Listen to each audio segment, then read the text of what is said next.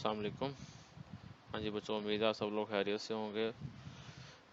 Okay, हम last time business to business market के हवाले से हमने चैप्टर स्टार्ट किया था। उसमें हमने बिजनेस टू बिजनेस मार्केट क्या होती है, उसकी कैरेक्टरिस्टिक्स पढ़ी थी हमने। और आज हमने जो नेक्स्ट कंटिन्यू करना है वो हमने करना है कि जो कस्टमर का जो कि बिजनेस कस्टमर है बी टू बी मार्केट के अंदर जो बाइंग बिहेवियर है, उसका अंदर जो बाइंग प्रोसेस जो इन्वॉल्व होता है उसके बारे में आज हमने पढ़ना है। अच्छा बच्चों, ये स्टेजेस हैं बिजनेस बाइंग प्रोसेस की।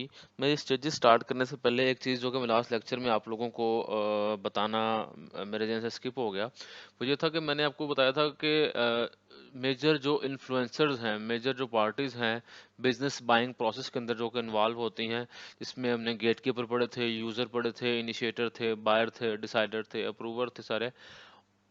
उन सब को एज ए होल उन सब को एज ए होल हम लोग बाइंग सेंटर कर बोलते हैं। बिजनेस बाइंग सेंटर, जब भी आपसे अगर कोई पूछे कि बिजनेस बाइंग सेंटर क्या होता है, तो आपने बताना है कि वो सारे के सारे फैक्टर्स, वो सारे के सारे लोग जो कि बिजनेस बाइंग के ऊपर इम्पैक्ट करते हैं, उसको हम लोग बिजनेस बाइंग सेंटर कहते हैं एज ए होल। और उसके जो मेंबर हैं वो मैंने आपको लास्ट लेक्चर में बताया था, जिसमें initiator, user, gate keeper, approver और डिसाइडर और इसमें यूज़र्स हैं। ये सारे आपके बिजनेस बाइंग सेंटर बोलते हैं इसको। ये मैं लास्ट लेक्चर में बताना भूल गया था, इसलिए मैंने सोचा नेक्स्ट जाने से पहले आप लोगों को इस चीज़ के बारे में बता दूं आपको मैं। ओके, अब हम आते हैं बिजनेस बाइंग की स्टेजेस की तरफ। ये आपको इसके अंदर कंज्यूमर बाइंग वाला टच भी मिलेगा आपको, लेकिन ये थोड़ा सा ज़्यादा डिटेल है, थोड़ा सा ज़्यादा टेक्निकल है as compare to consumer buying process. अब इसमें देखें, जैसे कंज्यूमर मार्केट के अंदर सबसे पहले हमारे पास प्रॉब्लम रिकग्निशन था। वहाँ पे भी हमें कोई मसला आता था, कोई इशू होता था जिसको हमने रिजॉल्व करना होता था। यहाँ पे भी हमें बिजनेस मार्केट के अंदर भी पहले कोई मसला है, कोई इशू है, कोई प्रॉब्लम है जिसको हमने सॉल्व करने के लिए हमने सारा का सारा ये परचेजिंग प्रोसेस हमने स्टार्ट करना होता है। सबसे पहले प्रॉब्लम को रिकग्नाइज किया जाता है, सबसे पहले प्रॉब्लम को रिकग्नाइज किया जाता है। मैं इस सारे प्रोसेस को एक एग्जाम्पल से लेकर चलूंगा, एक एग्जाम्पल से लेकर चलूंगा, ताकि हम वन बाय वन इसको एक एग्जाम्पल को पूरे प्रोसेस के अंदर हम लोग इसको एम्बेड कर सकें। आप सब लोगों को पता है कि वहाँ पे शकरगढ़ रोड के ऊपर पुलिस लाइन से थोड़ा सा आगे हमारा यूनिवर्सिटी का नया कैंपस बन रहा है। वहाँ पे डिफरेंट प्रोजेक्ट्स, डिफरेंट काम, डिफरेंट एक्टिविटीज़ जो है वहाँ पे परफॉर्म की जा रही है वहाँ पे।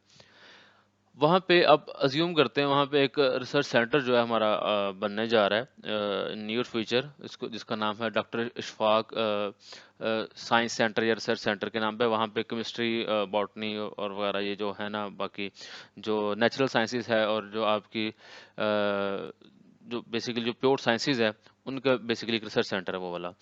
अब वहाँ पे डिफरेंट किस्म की वहाँ पे एडवांस लैब्स बननी है। वहाँ पे डिफरेंट किस्म की साइंसेस के हवाले से एडवांस लैब्स बननी है। अब मैं यहाँ से ये प्रोसेस स्टार्ट कर रहा हूँ कि वहाँ पे लैब्स के लिए हमें ऑपरेटर्स चाहिए। हमने बच्चों को सिखाना है, जो स्टूडेंट वहाँ पे आने हैं बाद में, जिनका वहाँ पे एडमिशन होगा, हमने उनको डिफरेंट जो रेलिवेंट स्किल्स, जो डिफरेंट जो रेलिवेंट नॉलेज है वो हमने प्रोवाइड करना है उनको थ्रू लैब्स। अब लैब्स में हमें पता है कि वहाँ पे डिफरेंट किस्म का ऑपरेटर्स चाहिए होता है। ठीक है, अब यहाँ पे हमने प्रॉब्लम को रिकॉग्नाइज कर लिया कि we need certain operators, we need certain lab equipments. इसलिए ताकि हम जो स्टूडेंट्स हैं उनको हम लोग चीज़ें सिखा सकें, हम लोग उनको एनेबल कर सकें बच्चों को, ताकि वो जो है एक चीज़ को प्रैक्टिकली परफॉर्म कर सकें। हमने प्रॉब्लम को रिकॉग्नाइज कर लिया। नेक्स्ट स्टेप में है general need description and product specification. पहले तो हमने ओवरऑल प्रॉब्लम को रिकॉग्नाइज किया कि हमने जो है अपनी लोगों हमें हमें स्टूडेंट्स के लिए लैब चाहिए। उसके बाद है कि सिर्फ हमें लैब तो चाहिए, हमें लैब के लिए ऑपरेटर्स तो चाहिए। कौन कौन सा ऑपरेटर्स चाहिए, कितना ऑपरेटर्स चाहिए, ठीक है। अब उसमें किस क्वालिटी का ऑपरेटर्स चाहिए, ये सारी की सारी चीज़ें हमारी आ जाएगी general need description and product specification में। अच्छा, मैं जनरल नीड डिस्क्रिप्शन वाले की पहले बात करता हूँ। जी फॉर एग्ज़ाम्पल फिज़िक्स की लैब है, फिज़िक्स की लैब के लिए हमें डिफरेंट किस्म की उसमें ट्यूब्स चाहिए, हमें डिफरेंट डिफरेंट किस्म के हमें मिरर्स चाहिए, हमें डिफरेंट किस्म के लेंस चाहिए हमें वहाँ के लिए, डिफरेंट किस्म की हमें जो है ना वहाँ पे वर्किंग टेबल्स चाहिए हमें। हमने उनको जनरल नीड डिस्क्रिप्शन में हमने वो कर लिया। अब उसके बाद हर ऑपरेटर्स की हर उस जो टूल है हमें उसके लिए चाहिए, उसकी हमें स्पेसिफिकेशन हम लोग बताएँगे। अगर मेरे को मिरर या प्रिज़्म चाहिए, मैं तो प्रिज़्म का ये साइज़ होना चाहिए, लेंस चाहिए तो लेंस का ये साइज़ होना चाहिए, इतने लेंस होने चाहिए, ठीक है? वगैरह-वगैरह। ये हमने जितने भी उनके जो हमारे पास रिक्वायर्ड ऑपरेटर्स है, उसकी हमने स्पेसिफिकेशन भी हम लोग ड्रॉ कर लेंगे, नोट डाउन कर लेंगे। अब इसके बाद हम लोग सप्लायर सर्च करना स्टार्ट करते हैं। सप्लायर सर्च करना स्टार्ट करते हैं। जिस तरह हमने लास्ट कंज्यूमर मार्केट के जब हमने सप्लायर सर्च की या वैल्यूएशन ऑफ अल्टरनेटिव का हमने जब वहाँ पे डिस्कस किया था, तो हमने कहा था डिफरेंट जो जिसमें टोटल सेट था, अवेयरनेस सेट था वगैरह-वगैरह। इस तरह हम लोग यहाँ पे भी सप्लायर सर्च करते हैं कि ऐसे कौन-कौन से लोग हैं, अगर मैं अपने एग्जांपल को कंटिन्यू करूँ, कि ऐसे कौन-कौन से बिज़नेसेस हैं जो कि हमें लैब का ऑपरेटर्स प्रोवाइड कर सकते हैं। हम ये सर्च करते हैं। अच्छा, अब ये सर्च हम कैसे कर सकते हैं? इसके बारे में एक नेक्स्ट स्लाइड है, वहाँ पे डिटेल से भी बताएँगे, मैं अभी भी हल्का-सा बता देता हूँ। आपके पास डिफरेंट न्यूज़पेपर्स हैं, डिफरेंट वेबसाइट्स हैं, बी2बी की आपकी ऑर्गेनाइजेशनल बाइंग के हवाले से डिफरेंट सोर्सेज़ होते हैं, जो कि इससे नेक्स्ट स्लाइड में मैं डिस्कस करूँगा वहाँ से डिटेल से। तो इसलिए मैं अभी यहाँ पे नेक्स्ट स्टेप में मूव कर रहा हूँ, वो है प्रपोज़ल सॉलिसिटेशन। इससे मुराद है कि आपने अखबारों में देखा होगा जी टेंडर आए हैं, टेंडर मांग रहे हैं, प्रपोजल मांग रहे हैं, ठीक है, बिडिंग होने वाली है वगैरह वगैरह।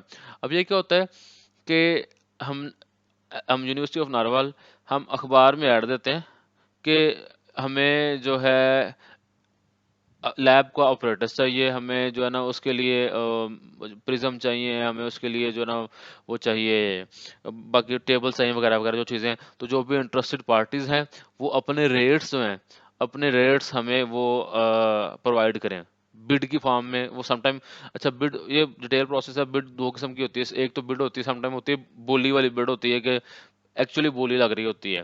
आप आते हो, आप कहते हो कि जी ये चीज़ें जो हमें चाहिए, तो लोग वर्बली बता रहे थे कि जी मैं इतने की दे दूँगा, मैं इतने की दे दूँगा, मैं सेम चीज़ें इतने की दे दूँगा। एक ये चीज़ है। लेकिन अब जो फॉर्मल प्रोसेस है, फॉर्मल प्रोसेस के अंदर इसको कहते हैं कि जी ये ऐसे नहीं होता, वो आपको लिख के उसके उसको सील्ड बिड बोलते हैं। उसको क्लोज़ करके आपको जो है ना वो आपके एड्रेस पे सेंड कर देते हैं, और उसके बाद जो है जितने भी इंटरेस्टेड पार्टीज़ हैं वो उसमें सेंड कर देते हैं, और उसके बाद आप उसको करते हैं सील्ड बिल्ड। हम लोग मांगेंगे कि हमें आप एक लेटर में लिख के दें कि कौन सी चीज़ आप कितने की प्रोवाइड करेंगे हमें। तो ये चीज़ आप हमें बाय पोस्ट भेज दें यूनिवर्सिटी ऑफ नारवल के एड्रेस पे। सर डिफरेंट इंटरेस्टेड पार्टीज़ हैं वो भेज देंगी, और उनके बाद जो है जब हम उसकी डेट क्लोज हो जाएगी बिड रिसीविंग की, तो फिर हम लोग उनको खोलेंगे, ठीक है, और खोल के सब जो भी हमारा जो बाइंग सेंटर है, हम लोग उनके सामने हम इस चीज़ को जो है वो हम देखेंगे कि कौन सा सप्लायर कितने में क्या चीज़ प्रोवाइड कर रहा है। एक ये तरीकाकार है। दूसरा मैंने आपको बताया कि सप्लायर खुद भी आ जाते हैं और सैंपल भी दिखाते हैं ला के, ठीक है। ये डिफरेंट किस्म के प्रोसेस हैं। और समटाइम ये भी होता है कि हमारे जो बाइंग सेंटर के जो मेंबर्स हैं, जिसमें बायर था, वो मार्केट में जाके भी लोगों से जो है ना वो रेट रेट ले आते हैं जाके। ये प्रपोजल सॉलिसिटेशन इसको बोलते हैं।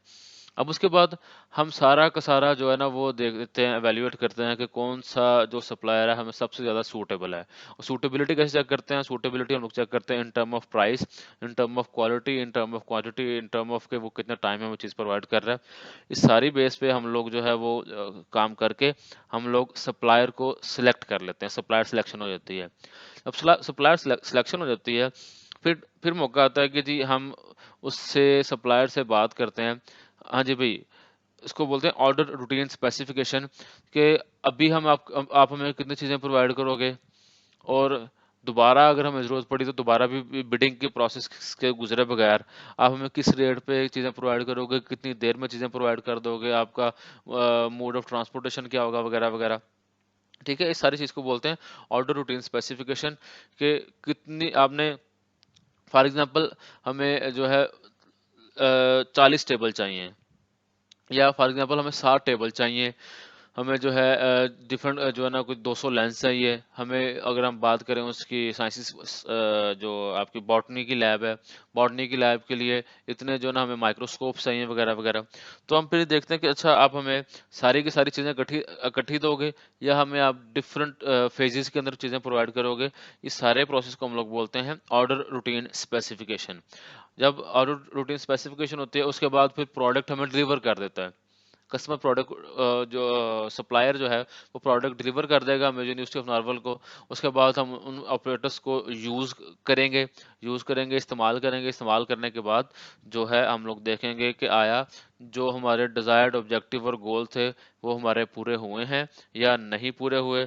और यानी जिस मकसद के लिए हमने लिया था बच्चों से वो ऑपरेटर्स उनको परफॉर्म करना आ भी रहा है कि नहीं आ रहा, और क्वालिटी उनकी अच्छी है कि नहीं, वही ना कि 2 महीने भी ना लगा लें और ऑपरेटर्स खराब होना स्टार्ट हो जाए।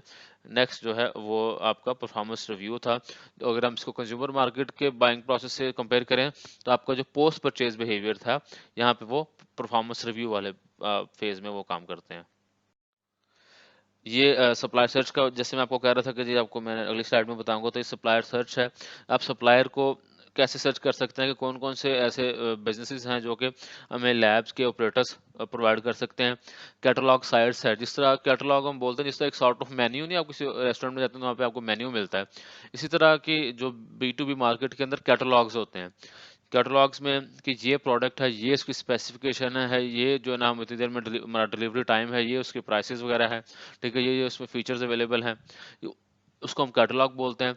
और कैटलॉग साइट्स होती हैं, डिफरेंट वेबसाइट्स हैं, वो वेबसाइट्स पे जाते हैं आप लोग, वेबसाइट्स पे जाके आप लोग जो है अपने मुतलका जो लैब का ऑपरेटर्स था, मैं उस एग्जांपल को कंटिन्यू कर रहा हूँ कि लैब का जो ऑपरेटर्स था हम लोग उसके बारे में सर्च कर लेते हैं कौन कौन सा बंदा वो सेल कर रहा है। इसके अलावा वर्टिकल मार्केट में आ जाती हैं आपकी वो स्पेशलिस्ट लोग जो कि सिर्फ उसी चीज़ में काम कर रहे हैं। जैसे अब मैंने लैब के ऑपरेटर्स की मैंने बात की थी, हो सकता है कि कुछ बंदे ऐसे हों, वो उसको हम लोग बोलते हैं, आपके मिडलमैन होते हैं, एजेंट मिडलमैन होते हैं कि वो किसी से चीज़ें खरीद के आपको देते हैं। मैं यूनिवर्सिटी का के लिए ये कहता हूँ कि जी यूनिवर्सिटी को आपको कुछ भी चाहिए मैं आपको प्रोवाइड करूँगा, या मैं कैटलॉग साइट की बात करूँ, आपको ईंटें चाहिए बनाने के लिए, आपको कमरे के लिए सीलिंग चाहिए, आपको लाइट्स चाहिए, सब कुछ प्रोवाइड करूँगा। लेकिन वर्टिकल मार्केट में वो वाले बिजनेसेस आते हैं जो कि आपको पर्टिकुलरली एक ही चीज़ में स्पेशलिस्ट होते हैं। जैसे वो किस चीज़ में स्पेशलिस्ट हैं कि जी मैं सिर्फ आपको लेंस सेल करूँगा, या मैं आपको सिर्फ माइक्रोस्कोप सेल करूँगा, या मैं आपको सिर्फ जो टेबल्स हैं सिर्फ टेबल सेल करूँगा। वर्टिकल मार्केट्स में इस तरह के लोग जो कि स्पेशलिस्ट होते हैं किसी एक पर्टिकुलर प्रोडक्ट के अंदर, B2B मार्केट के हवाले से, उसको हम लोग बोलते हैं वर्टिकल मार्केट्स। आप लोगों को इस चीज़ का मतलब भी इंटरनेट पे भी डाटा मिल जाता है, वैसे न्यूज़पेपर के जरिए भी डाटा मिल जाता है। और समटाइम्स ये कंपनीज जो हैं, सेलर्स जो हैं, वो खुद भी अप्रोच करते हैं। जैसे अभी वो आप लोगों को पता होगा कोई तकरीबन 3-4 मंथ पहले यहाँ पे बुक फेयर हुआ था। बुक फेयर के अंदर डिफरेंट जो हैं बुक सेलर्स जो हैं वो लाहौर से भी और दूसरे शहरों से भी, जनूबी पंजाब से भी इवन आए थे। वो उन्होंने आके अपने प्रोडक्ट्स को प्रमोट किया था। अपने उनके प्रोडक्ट्स क्या थे, बुक्स थी, उनको प्रमोट किया था आके कि आप हमसे परचेज करें।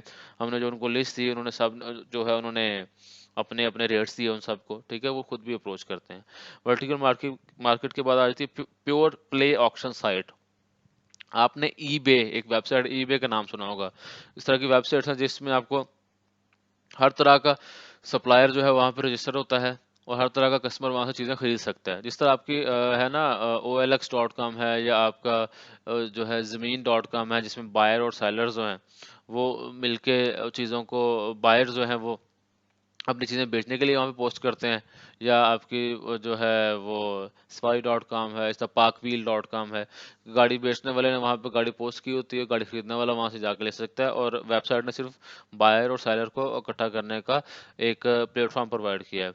और जो प्योर प्ले ऑक्शन साइट्स हैं वो B2B मार्केट के वाले से, ईबे का मैंने एग्जांपल डिस्कस कर रहा था कि ईबे में वो बिजनेस टू बिजनेस के वाले से वहाँ पे बिडिंग होती है प्रॉपर, कि आप किसी चीज़ के सप्लायर हैं तो आप कहेंगे जी I am supplier of this thing, ठीक है। और जो कस्टमर है जो कि खुद एक बिजनेसमैन है, आपके प्रोडक्ट को सर्च करना, आपसे बाय करना चाहता है, तो वो आपसे वहाँ पर रब्ता कर लेगा और बिडिंग वगैरह वहाँ पे जो भी प्रोसेस है प्रॉपर उसको फॉलो करके वो चीज़ें खरीद सकते हैं।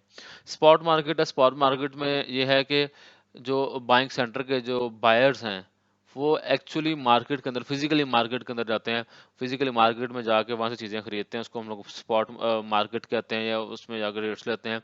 इसमें जैसे आपके लाहौर में आबद मार्केट है इलेक्ट्रॉनिक्स की बहुत बड़ी। हमने अगर हमें लैब्स के लिए हमें एसी चाहिए, अगर हमें कमर्शियल एसी चाहिए बड़े, तो वहाँ पे बैंक सेंटर में यानी कि यूनिवर्सिटी में जो भी बंदा खरीदने वाला होगा एसी, जो उसको यूनिवर्सिटी सेलेक्ट करेगा, वो जाएंगे और जाके वहाँ से आबिद मार्केट से डिफरेंट जगहों से रेट पूछेंगे, रेट पूछ के जो उनको पसंद आ गया तो वो उससे चीज़ परचेज कर लेंगे। इसके बाद बाइंग अलाइंसेस है। बाइंग अलाइंसेस से मुराद ये होता है कि जी आपने भी एक चीज़ खरीदनी है, एक और बिजनेसमैन है उसने भी वो चीज़ खरीदनी है, एक तीसरा बिजनेसमैन है उसने भी वो चीज़ खरीदनी है। जैसे अभी मैं लैब के ऑपरेटर्स की बात कर रहा था, अब आपके नारवल के अंदर यूनिवर्सिटी ऑफ नारवल भी है, आपके जो है यूईटी भी है। आपने फॉर एग्जांपल 20 टेबल में खरीदने थे, तो 20 टेबल जो है लैब के लिए आपको मिल रहे थे फॉर एग्जांपल आपको 10,000 का या 8,000 का एक टेबल, को बड़े लेवल का जो महंगा होता है 8,000 या 10,000 का एक टेबल बन रहा है आपका। तो 20 टेबल आपको 8,000 रुपया पर टेबल के हिसाब से मिलेंगे। लेकिन अगर यूईटी को पता लगे कि यार यूनिवर्सिटी में नार्मल वाले खरीद रहे हैं, 20 उनको चाहिए, को 30 हमें भी चाहिए, तो हो सकता है 20 आपके 30 वो खरीद लें। तो जो 8,000 में टेबल पड़ा है वो सप्लायर जो है उसी को आपको 8,000 के बजाय आपको 7,000 में आपको वो टेबल प्रोवाइड कर दे। वो आप तो यूनिवर्सिटी ऑफ नार्मल और यूईटी इकट्ठे चीज़ को परचेज कर लेंगे, और ये इसमें यूईटी को भी फायदा हो जाएगा और यूनिवर्सिटी ऑफ नार्मल को भी फायदा हो जाएगा। ये आपका बाइंग अलायंसेस है सप्लायर सर्च के हवाले से।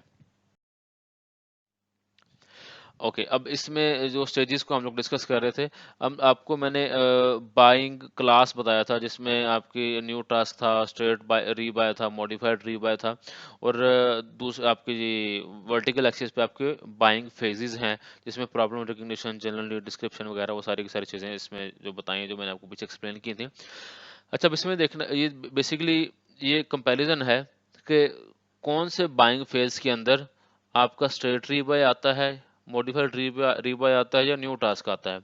अब अगर हम प्रॉब्लम रिकग्निशन की फेज पे हैं, प्रॉब्लम रिकग्निशन की फेज में हैं, तो अगर तो आप स्ट्रेट रीबाय वाला केस में है ना कि आप जो चीज़ें रूटीन में खरीद रहे हैं आपने वैसे की वैसे वही चीज़ें उतनी क्वांटिटी में उसी सप्लायर से खरीद रहे हैं, तो आपको कोई नई प्रॉब्लम रिकग्नाइज नहीं की। आप लोग रूटीन की चीज़ें जो है ना घर के लिए खरीद रहे हैं या बिजनेस के लिए खरीद रहे हैं, बी टू बी मार्केट के अंदर यूनिवर्सिटी के लिए खरीद रहे हैं आप, ठीक है, तो इसमें स्ट्रेट रीबाय में आपका नई प्रॉब्लम ऐसा कोई रिकॉग्नाइज आप लोग नहीं करते। मॉडिफाइड रीबाय में आपकी नई प्रॉब्लम हो भी सकती है, नहीं भी हो सकती। वो कैसे? आप वो ऐसे कि समटाइम मॉडिफाइड रीबाय में होता है कि आपने प्रोडक्ट चेंज किया क्योंकि कोई प्रॉब्लम नहीं आई है। समटाइम होता है कि जी आपने सिर्फ प्रॉब्लम का मैग्नीट्यूड इंक्रीज हुआ है, आपने सिर्फ क्वांटिटी इंक्रीज की है, ये भी मॉडिफाइड रीबाय में आ जाएगा। और न्यू टास्क तो जाहिर है कोई नई किस्म का कोई मसला फेस करना पड़ा, कोई नया काम करने जा रहे हैं, उसमें तो फिर आपके प्रॉब्लम कोई ना कोई आपको फेस करनी पड़ेगी। जनरल नीड डिस्क्रिप्शन की अगर हम बात करें, जनरल नीड डिस्क्रिप्शन आपको स्ट्रेट रीबाय में भी आपको नहीं चाहिए होती। क्यों? क्योंकि आपकी चीज़ें ऑलरेडी डिसाइडेड हैं। आप जैसे पहले चीज़ें खरीदे थे वैसे ही खरीद रहे हैं, तो आपको दोबारा नीड डिस्क्रिप्शन को एक्सप्लेन करने की ज़रूरत नहीं है। और मॉडिफाइड रीबाय में शायद आपको नीड प्रोडक्ट की डिस्क्रिप्शन चाहिए, शायद आपको प्रोडक्ट की डिस्क्रिप्शन नहीं चाहिए, दोनों काम हो सकते हैं। होगा कब? जब आपको कोई नए किस्म की प्रॉब्लम अगर आपको कोई फेस करने जा रहे हैं, तो आपको नीड डिस्क्रिप्शन चाहिए होगी, वो अगर कोई माइनर डिफरेंसेस हैं।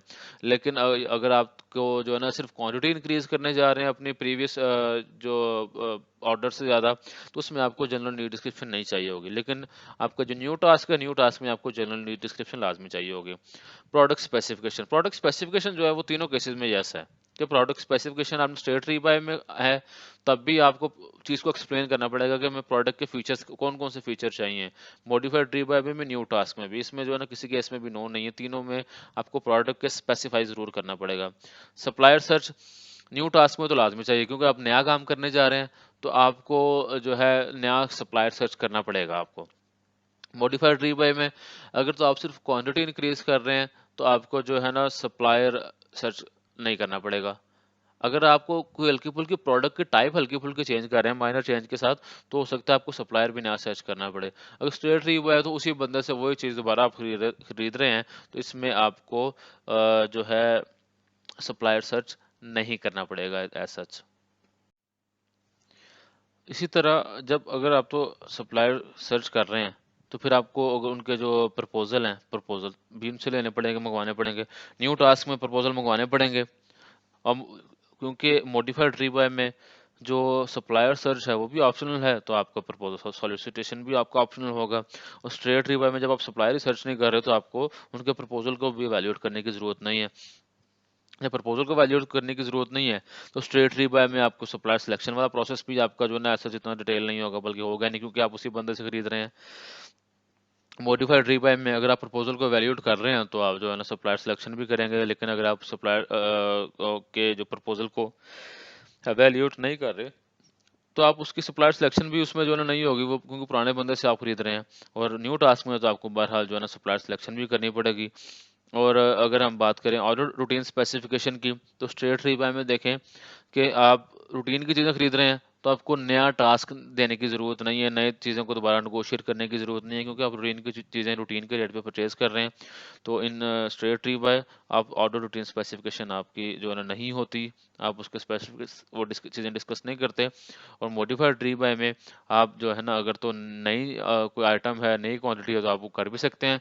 पुरानी चीज़ें हैं लेकिन सिर्फ क्वांटिटी इंक्रीज हुई है, तो आप सिर्फ क्वांटिटी को डिस्कस करते हैं। लेकिन न्यू टास्क में आपको ऑर्डर रूटीन स्पेसिफिकेशन को भी एक्सप्लेन करना पड़ता है। और परफॉर्मेंस रिव्यू तीनों में होती है। परफॉर्मेंस रिव्यू चाहे न्यू टास्क है, चाहे आपका मॉडिफाइड रीबाय है, चाहे आपका स्ट्रेट रीबाय है, परफॉर्मेंस आपने तीनों केस में करनी है सप्लायर की अपने की evaluate. Okay, business to business market में मैंने आपको जो प्रीवियस लेक्चर के जो स्टार्टिंग स्लाइड्स है उसमें मैंने कहा था कि जी आपको बी टू बी मार्केट के अंदर जो सप्लायर और कस्टमर का रिलेशनशिप है वो बहुत ज़रूरी है, स्ट्रांग होना बहुत ज़रूरी है, सप्लायर के लिए भी और आपके कस्टमर के लिए भी। अगर तो आपका रिलेशनशिप स्ट्रांग नहीं है, तो कम से कम एक पार्टी को नुकसान जो है वो ज़रूर होगा, या कस्टमर को या आपके सप्लायर को, या समटाइम दोनों को भी हो सकते हैं। ओके, आपके जो है तो 8 किस्म की जो है ना वो कैटेगरीज हैं बायर और सप्लायर को रिलेशनशिप्स के हवाले से। इसके उनके बी टू बी मार्केट में 8 वैरायटीज में 8 कैटेगरीज में डिवाइड किया जाता है। सबसे पहला तो है basic buying and selling relationship. ये बेसिकली सिंपल से रिलेशनशिप होते हैं। इसमें वही जो है ना रूटीन की जो है ना वो चीज़ें खरीदी और बेची जाती हैं। और इसमें ना तो बहुत ज़्यादा कोऑपरेशन रिक्वायर होती है सप्लायर की साइड से, सप्लायर एंड से, और ना ही बहुत ज़्यादा कोऑपरेशन रिक्वायर्ड होती है आपकी कस्टमर के एंड से। Bare bones, these relationship require more adaptation by the seller and less cooperation and information exchange। ये बेसिकली ये है बेयर बोन्स की, ये ऐसा रिलेशनशिप जिसमें कस्टमर जो है, कस्टमर कोई बड़े लेवल का है, और जो सप्लायर है, सप्लायर का स्केल कंपैरेटिवली थोड़ा सा छोटा है। यानी अगर आपको मैं दूसरे लफ्ज़ में कहूँ, तो कस्टमर के लिए ताल्लुक कायम रखना वो कम ज़रूरी है, लेकिन सेलर के लिए कस्टमर के साथ ताल्लुक कायम रखना ज़्यादा ज़रूरी है। तो इस किस्म का जो रिलेशनशिप होता है उसको हम बेयर बोन्स कहते हैं। इसमें जो सेलर है वो अपने प्रोडक्ट को अडेप्ट करता है, यानी कि कस्टमर की रिक्वायरमेंट के मुताबिक उसमें चेंजिंग लेके आता है। इसको हम लोग बोलते हैं बेयर बोन्स।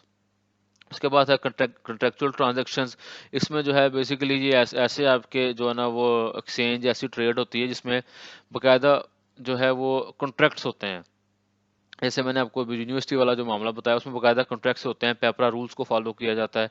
अगर हम प्राइवेट बिजनेस की बात करें, क्योंकि यूनिवर्सिटी तो सरकारी है, इसमें तो पेपरा रूल को फॉलो करना लाजमी है। लेकिन फिर भी अगर प्राइवेट इंस्टीट्यूट हम किसी की बात करते हैं, अब उनको अपने एम्प्लॉयज़ के पिक एंड ड्रॉप के लिए गाड़ियों में डीजल डलवाना है, तो वो डीजल के लिए किसी पेट्रोल पंप वाले से कॉन्ट्रैक्ट कर सकते हैं कि हम आपको इतनी इतनी देर बाद पेमेंट किया करेंगे, अब इस रेट पे जो है ना हम आपसे चीज़ें परचेज करेंगे वगैरह वगैरह। प्रॉपर इसमें जो है ना कॉन्ट्रैक्ट्स होते हैं इसमें। कस्टमर सप्लाई, अच्छा इसमें in this traditional customer situation competition rather than cooperation is dominant form of governance.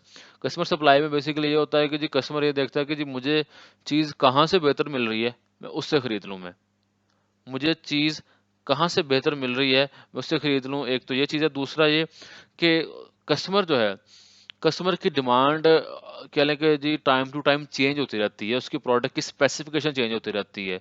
और इसलिए जो सप्लायर है, वो कस्टमर की नीड को फुलफिल करने के लिए या तो अपनी प्रोडक्ट को साथ साथ अडॉप्ट करता रहेगा, और बड़ा जो हार्ड टाइम मिलता है इसमें सेलर को। अगर तो उसकी प्रोडक्ट के साथ साथ अडेप्ट नहीं करेगा, यानी चेंजिंग नहीं करेगा सप्लायर कस्टमर की नीड के मुताबिक, तो कस्टमर जो है उसको छोड़ के किसी और सप्लायर की तरफ चला जाएगा। Cooperative systems. The partners in cooperative system are united in operational ways, but neither demonstrate structural commitment through legal means or adaptation. Basically ये होता है कि जी इसमें जो बायर या जो सेलर हैं इसमें एक दूसरे के साथ मिलकर काम करते हैं, कॉपरेट भी करते हैं। कॉपरेट सिर्फ इस हद तक करते हैं कि सम टाइम जो है वो आपकी जो पेमेंट्स हैं, सप्लायर पेमेंट ले लेता है उसे कस्टमर से। सम टाइम इंफॉर्मेशन शेयरिंग हो जाती है कि जी मार्केट में इस चीज़ की डिमांड आने लगी है, भाई ये चीज़ें ज़्यादा प्रोड्यूस करना स्टार्ट कर दो, कस्टमर सप्लायर को इन्फॉर्मेशन दे देता है वगैरह वगैरह। सिर्फ इंफॉर्मेशन शेयरिंग इस टाइप की जो है ना उनकी आपस में कॉपरेशन होती है। लेकिन जो आपकी कोलैबोरेटिव आपका जो रिलेशनशिप है, इसके अंदर इसके जो एक्सचेंज है इसमें आपका ट्रस्ट फैक्टर ज़्यादा होता है। इसमें सम टाइम जो है जो आप अपने कस्टमर जो है या सप्लायर जो है अपने काम के अपने अदारे के जो स्ट्रक्चर है उसके अंदर भी मॉडिफिकेशन ले आता है according to need of supplier और according to need of customer. अब इसकी एग्जांपल ये है कि फॉर एग्जांपल हमने मैं जो इसी की बात कर लेते हैं कि जो यूनिवर्सिटी जहाँ पे बन रही है वहाँ पे हमने यूनिवर्सिटी ने कॉन्ट्रैक्ट किया हुआ है या कमिटमेंट की हुई है किसी ईंटों के भट्टे से कि हम ईंटें सारी आपसे परचेज करनी है। अब बजाय इसके कि यूनिवर्सिटी हर कोई महीने बाद 2 महीने बाद ईंटों की वो जो है ना वो या वो ऑर्डर के लिए पूरा का पूरा बैंक प्रोसेस दोबारा स्टार्ट करे, वो भट्टे वाला कहेगा सर जी आपको आने की ज़रूरत नहीं है, मैं खुद आपके जो यूनिवर्सिटी जहाँ पे बन रही है वहाँ पे आ जाया करूँगा, मैं देख लूँगा कि आपके स्टॉक में कितनी ईंटें रह गई हैं, ठीक है, तो जो है ना मैं खुद ही चीज़ें भेज दिया करूँगा, आपको दोबारा मुझे कहने की भी ज़रूरत नहीं पड़ेगी। अब ये क्या किया कि हमने अपने स्टोर की एक्सेस दे दी किसको, एक सप्लायर को, ठीक है, हमने अपने स्ट्रक्चर के अंदर थोड़ी बहुत चेंज कर ली। इस तरह के रिलेशनशिप को हम लोग कहते हैं collaborative. Mutually adaptive buyers and sellers make many relationships specific adaptation, but without necessarily achieving strong trust or cooperation. इसमें भी ये भी आपका जो है ना कोऑपरेटिव सिस्टम से मिलता जुलता है। इसमें बेसिकली वो कहते हैं कि जी इनके डिफरेंट किस्म की अडेप्टेशन जो है कस्टमर भी करता है, सप्लायर भी करता है। अब सप्लायर पहले बाकी लोगों के लिए सप्लायर क्या करता है, बाकी सब लोग सप्लायर को फ़ोन पे ऑर्डर दे रहे हैं, लेकिन एक पर्टिकुलर कस्टमर से जो है सप्लायर खुद जाके उससे मिलता है, खुद जाके उससे ऑर्डर लेके आता है। एक ये अडेप्टेशन है। और या कस्टमर एंड से हम लोग अडेप्टेशन की बात करें, अडेप्टेशन बोलते हैं कि एक पर्टिकुलर वे में काम हो रहा है तो उसको किसी एक पार्टी के ज़रूरत के मुताबिक चेंज कर लेना, इसको अडेप्टेशन बोलते हैं। अच्छा, मैं कस्टमर एंड से अडेप्टेशन की बात कर रहा था, तो कस्टमर के एंड से जो अडेप्टेशन होती है वो ये होती है कि आप बाकी लोगों से तो आप जो है ना वो फ़ोन पे ऑर्डर कर रहे हैं उनको कि ये चीज़ें भेज दो, ये चीज़ें भेज दो, लेकिन एक पर्टिकुलर सप्लायर से जाके आप फेस टू फेस मिल के आप लोग उससे जो है ना चीज़ें आप उससे वो करते हैं, खरीदते हैं उसमें, ठीक है, एंड वाइस वर्सा, यानी कि इसके जो आप रूटीन में काम कर रहे हैं उससे हट के आप कोई ना कोई काम करते हैं सेलर के लिए। और अगर सेलर के एंड से देखें तो जो रूटीन में आप चीज़ें सेल करते हैं आप उससे हट के कोई ना कोई काम करते हैं किसी एक खास कस्टमर के लिए। इसको हम लोग बोलते हैं mutually adaptive relationship. Customer is king. In this close cooperative relationship, the seller adapt to meet the customer need without expecting much adaptation or change in exchange. ठीक है, कस्टमर इज किंग कि जहाँ पे कस्टमर आपका कोई heavy party हो, customer आपकी कोई हैवी पार्टी है तो फिर जो है अब उसके मुताबिक कस्टमर अगर कोई हैवी पार्टी है तो सेलर अपने पूरे स्ट्रक्चर के अंदर अपने प्रोडक्ट के अंदर एक मेजर चेंज ले आए, ठीक है, तो लेकिन कस्टमर जो है अपने एंड पे कोई खास चेंज ना करे, क्योंकि कस्टमर को इतनी ज़रूरत नहीं है किसी एक पर्टिकुलर सप्लायर की, लेकिन एक पर्टिकुलर सप्लायर को बहुत ज़रूरत है किसी एक कस्टमर की, ठीक है, तो ऐसे रिलेशनशिप को हम लोग बोलते हैं कस्टमर इज किंग। ओके, अब इसमें जो है आपके बी टू बी मार्केट के अंदर जितने आपके स्ट्रॉन्ग रिलेशनशिप होंगे उतना रिस्क भी डिवाइड हो जाता है। रिस्क सेलर्स को भी सम टाइम रिस्क फेस करने पड़ते हैं और सम टाइम जो है आपके बायर को भी रिस्क जो है वो फेस करने पड़ते हैं। बायर को कौन से रिस्क फेस करने पड़ सकते हैं कि जी अगर कल को जो फाइनेंशियल क्रंच आता है, मार्केट में बस इतने पैसे नहीं है तो मुझे कोई पैसे उधार नहीं देगा, ठीक है, एक रिस्क फैक्टर है, तो इसलिए मैं किसी एक बंदे से अच्छा ताल्लुक बना के रखता हूँ ताकि कल को अगर मुझे कुछ चीज़ें किसी से उधार खरीदनी पड़े तो मुझे चीज़ें उधार मिल जाएँ। ये बायर के एंड पे रिस्क है कि उसका रिस्क मैनेज किया, या चीज़ें मेरी नहीं बिक रही तो मेरी चीज़ें जो है मेरे से सप्लायर जो है वो मेरे से वापस भी ले सकता है मेरे से चीज़ें, कि कल को चीज़ें सेल नहीं हो रही तो ये रिस्क भी डिवाइड हो जाएगा। सप्लायर का कौन सा रिस्क है, जो कि कस्टमर उसको जो है हेल्प करता है। सप्लायर का ये रिस्क हो सकता है कि मेरी चीज़ें जो हैं वो सेल नहीं हो रही, ठीक है, मेरे फॉर एग्जांपल 4 कस्टमर हैं, 2 कस्टमर या 3 कस्टमर मेरी चीज़ को नहीं खरीद रहे, तो चौथा कस्टमर सिर्फ़ इसलिए मेरे से जो है ना वो चीज़ें खरीदता जा रहा है। हालाँकि उसकी भी आगे चीज़ें कम सेल हो रही हैं, लेकिन वो सिर्फ़ इसलिए खरीद रहा है कि मेरा और उसका एक रिलेशनशिप ज़्यादा अच्छा है। तो रिस्क जो है सप्लायर और बायर दोनों एक-दूसरे का रिस्क शेयरिंग भी करते हैं इसके अंदर। और इसके अलावा अपॉर्च्युनिटी कौन-सी भी आती है इसके अंदर। अपॉर्च्युनिटी भी ये है कि एक-दूसरे को नई टेक्नोलॉजी का मुतारिफ कराता है। सप्लायर कस्टमर को कहता है कि यार आप जो है ना पहले मोबाइल मिसाल के तौर पे एक जो फ्रैंचाइज़ वाला है, वो एक रिटेलर को कहता है कि जी आप चीज़ें पहले से सिम्स सेल करते थे, आपके पास जो ना डिवाइस है वो पुरानी है। अब जो फलाँ डिवाइस यूज़ करें, ये डिवाइस ज़्यादा ईज़ी टू यूज़ है, ठीक है? इस पे जो ना प्रमोशन भी आपको ज़्यादा मिलती है। इसमें आपके लिए जो है ना वो कस्टमर जिसको आपने आगे सिम सेल करनी है, उसके लिए भी अपनी सिम रजिस्टर करवाना कंपैरेटिवली ईज़ी होगा। यानी कि अपॉर्च्युनिटीज़ भी एक-दूसरे के लिए प्रोवाइड करते हैं, सप्लायर भी और कस्टमर भी, और एक-दूसरे की रिस्क रिस्क शेयरिंग भी करते हैं। ओके, इंस्टीट्यूशनल्स एंड अब बेसिकली लिखा है कि इंस्टीट्यूशनल या गवर्नमेंट पहले तो बिज़नेस बाइंग मैंने आपको ये तो चैप्टर के स्टार्ट में ही बता दिया था मैंने कि जी आपकी बिज़नेस बाइंग के अंदर बिज़नेस बाइंग, ऑर्गेनाइजेशनल बाइंग और इंस्टीट्यूशनल बाइंग बेसिकली सेम चीज़ है। बिज़नेस बाइंग में तो पर्टिकुलरली वो आपके अदारे आते हैं जो कि सिर्फ़ चीज़ें खरीदते हैं आगे, ताकि उनको रीसेल करके उनसे उनको यूज़ करके प्रॉफ़िट अर्न किया जाए। इसके अलावा आपके जो हैं गवर्नमेंट बाइंग भी होती हैं। गवर्नमेंट बैंक सरकारी अदारे की, जैसे मैंने यूनिवर्सिटी की एग्जांपल दी। अब सरकारी इदारे का मकसद जो है वो पब्लिक फैसिलिटी है, उसका मकसद जो है प्रॉफिट कमाना नहीं है, पब्लिक वेलफेयर जो है उनका पर्पस होता है। इंस्टीट्यूशनल मार्केट्स में आपकी आ जाती हैं, जैसे कोई एक प्राइवेट कंपनी है, वो ऑफिस के एम्प्लॉयज़ के लिए चेयर्स ले रही है बैठने के लिए। अब उन चेयर्स को आगे सेल नहीं करना उन्होंने, उन चेयर्स को आगे सेल नहीं करना। अगर ऐसी कोई चीज़ है तो उसको हम लोग इंस्टीट्यूशनल बाइंग भी कहते हैं। लेकिन मोर और लेस इंस्टीट्यूशनल बाइंग और बिज़नेस बाइंग सेम चीज़ है। और गवर्नमेंट मार्केट जो वो थोड़ी-सी इसमें इसकी डायनामिक्स थोड़ी-सी चेंज होती हैं। इसमें आपके लिखा भी है, डिफरेंट हॉस्पिटल्स आ जाते हैं, आपके कॉलेजेस आ जाते हैं, आपके स्कूल्स आ जाते हैं, आपके पब्लिक पार्क्स आ जाते हैं। ये सारे के सारे गवर्नमेंट क्योंकि इनको मैनेज करती है, तो ये इस तरह की चीज़ जो खरीदेगी उसको गवर्नमेंट बाइंग कहते हैं।